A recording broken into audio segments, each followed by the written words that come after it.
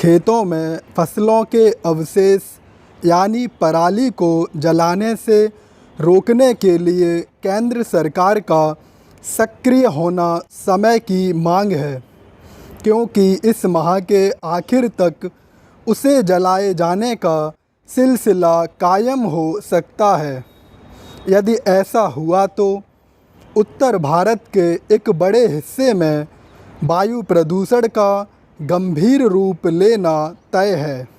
वैसे तो केंद्र सरकार हर साल इसके लिए जतन करती है कि राज्य सरकारें और ख़ासकर पंजाब, हरियाणा, राजस्थान और उत्तर प्रदेश की सरकारें किसानों को पराली जलाने से रोकें, लेकिन वे ऐसा मुश्किल से ही कर पाती हैं। यह तब है जब बीते कई सालों से राज्य सरकारों को इसके लिए कहा जा रहा है कि वे ऐसे प्रबंध करें जिससे किसान अपने खेतों में पराली न जलाएं।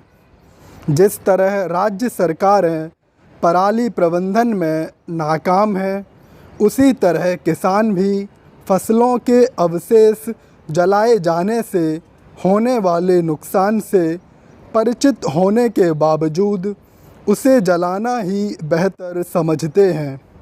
पहले यह समस्या पंजाब, हरियाणा, राजस्थान और पश्चिमी उत्तर प्रदेश तक ही सीमित थी, लेकिन अब देश के अन्य हिस्सों में भी फसलों और ख़ासकर धान के अवशेष जलाए जाने का सिलसिला कायम हो गया है। इसका एक कारण फसलों के अवशेष की उपयोगिता न रह जाना और दूसरा उसके निस्तारण की कोई ठोस व्यवस्था न हो पाना है।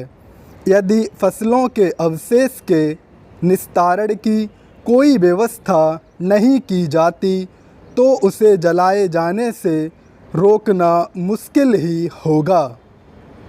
इससे संतुष्ट नहीं हुआ जा सकता कि केंद्र सरकार ने उन राज्यों की बैठक बुलाई है जहां पराली बड़े पैमाने पर जलाई जाती है, क्योंकि इस तरह की बैठकें पहले भी होती रही हैं और अभी तक के नतीजे कोई बहुत उम्मीद नहीं जगाते। इस बार तो इसकी भी आशंका है कि किसान संगठनों के आंदोलनरत रहने के कारण राज्य सरकारें किसानों को पराली जलाने से रोकने में कामयाब नहीं होने वालीं। यदि वे पराली दहन के खिलाफ सख्ती बरतती हैं तो किसान संगठन उसकी व्याख्या इस रूप में कर सकते हैं कि किसानों को परेशान किया जा रहा है।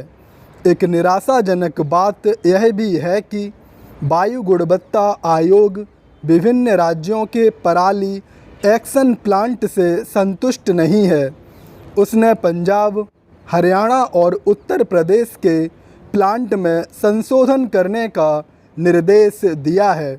उम्मीद है कि यह संशोधन सही तरह होगा और उस पर ढंग से अमल भी होगा। इसके साथ ही यह भी आवश्यक है कि केंद्र और राज्य सरकारें वायु प्रदूषण बढ़ाने वाले अन्य कारणों की पहचान कर उनका भी निवारण करें।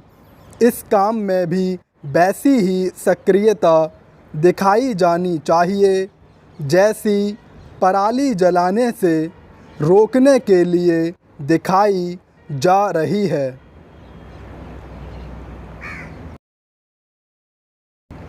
दिल्ली में सरकारी स्कूल के छात्रों को युवा उद्यमी के रूप में विकसित करने की दिल्ली सरकार की योजना स्वागत योग्य है। सरकार पायलट प्रोजेक्ट की सफलता के बाद मंगलवार से राजधानी के सभी सरकारी स्कूलों में यह बिजनेस ब्लास्टर्स योजना शुरू करने जा रही है।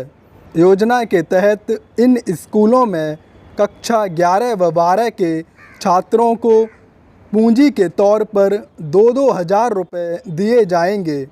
इन रुपयों से उन्हें कोई काम कर लाभ कमाना होगा, यानी छात्रों को 2,000 रुपये से लाभ हासिल करने के बारे में सोचना पड़ेगा और इससे उनमें उद्यमिता का विकास होगा।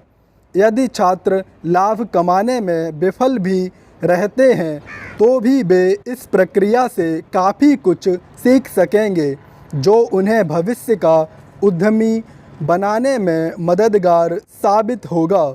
उप मुख्यमंत्री मनीष सिसोदिया का कहना है कि इसके पीछे सरकार का उद्देश्य यह है कि छात्रों का विकास इस तरह किया जाए कि वे नौकरी मांगने वाले के बजाय नौकरी देने वाले बने।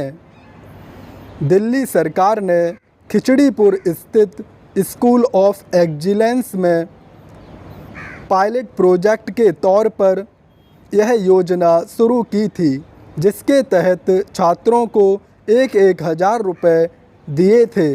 सरकार का मानना है कि यह योजना सफल रही है, जिसे देखते हुए वह इसे दिल्ली के सभी सरकारी स्कूलों में शुरू कर रही है। पायलट प्रोजेक्ट का हिस्सा रहे छात्रों ने सोमवार को अपने अनुभव साझा किए, जो दर्शाते हैं कि छात्रों को 1,000 रुपये मिलने पर उन्होंने इसे खर्च करने के बजाय इस तरह इस्तेमाल करने पर विचार किया जिससे वे इससे लाभ ले सकें। इन छात्रों का अनुभव बताता है कि यदि योजना को पूरी इच्छा शक्ति के साथ लागू किया गया तो वह छात्रों के लिए खासी लाभदायक साबित हो सकती है। इस योजना से युवाओं को स्वरोजगार की प्रेरणा मिलेगी और वे दूसरों को नौकरी देकर दिल्ली की अर्थव्यवस्था को बेहतर बनाने में योगदान दे सकेंगे।